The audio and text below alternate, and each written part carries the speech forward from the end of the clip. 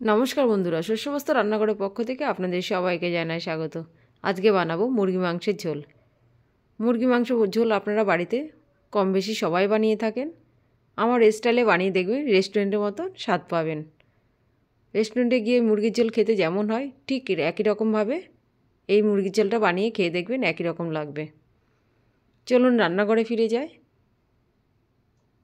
গ্যাসে কড়াই বসিয়ে দিয়েছি। কড়াই খুব ভালোভাবে গরম হয়ে গেছে, তেল দিয়ে দিচ্ছি।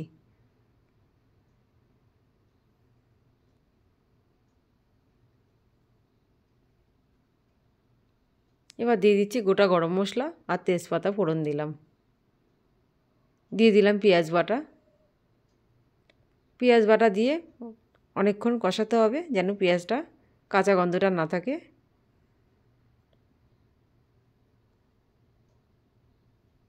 একটু বেশি টাইম নিয়ে পেঁয়াজটাকে কষাতে হবে।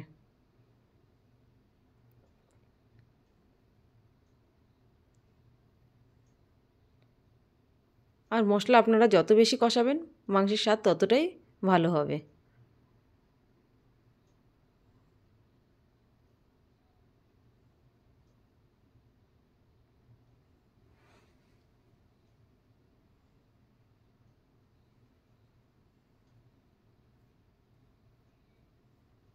এবার আমি এখানে রসুন বাটা অ্যাড করছি। আরও কিছুটা রসুন বাটা দিয়ে দিলাম। দিয়ে খুব ভালোভাবে এটাকে কষিয়ে নেব।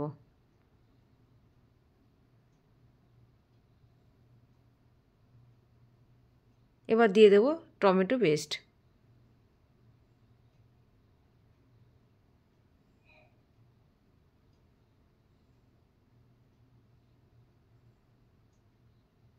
এবার স্বাদ মতো নুন দিয়ে দেবো।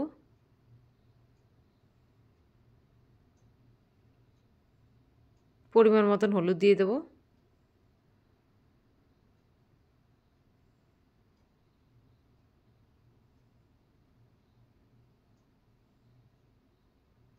দিয়ে দেবো কাশ্মীর লাল লঙ্কার গুঁড়ো।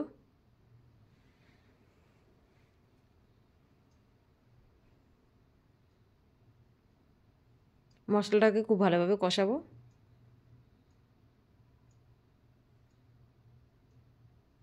মশলা খুব ভালোভাবে কষানো হয়ে গেছে। এবার মাংসগুলো দিয়ে দিচ্ছি।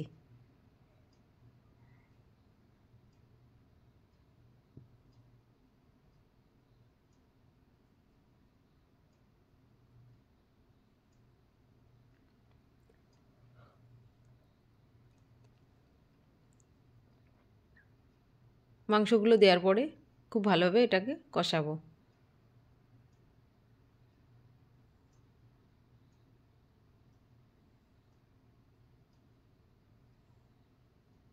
মাংস দিয়ে মশলার সঙ্গে যত বেশি কষানো হবে মাংসের স্বাদটা তত বেশি হবে। মাংস কষানো হয়ে গেছে, পরিমাণ মতো জল দিয়ে দিলাম।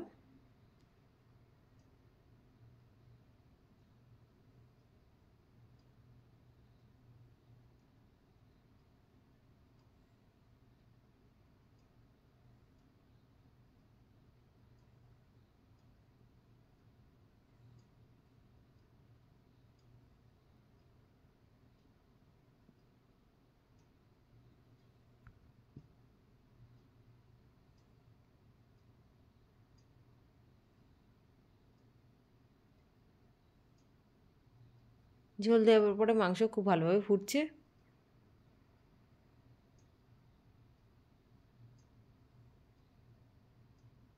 এবার কিছুক্ষণ এটাকে ঢাকা দিয়ে দেবো। ঢাকা তুলে নিলাম। মাংসের কালারটা খুব সুন্দর এসছে।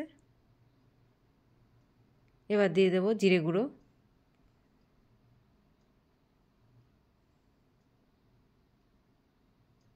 দিয়ে দিলাম গরম মশলা গুঁড়ো।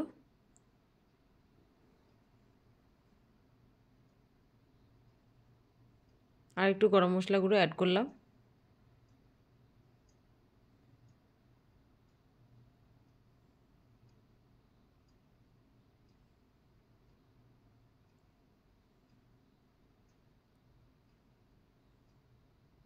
রেডি হয়ে গেছে আমাদের মুরগি মাংসের ঝোল।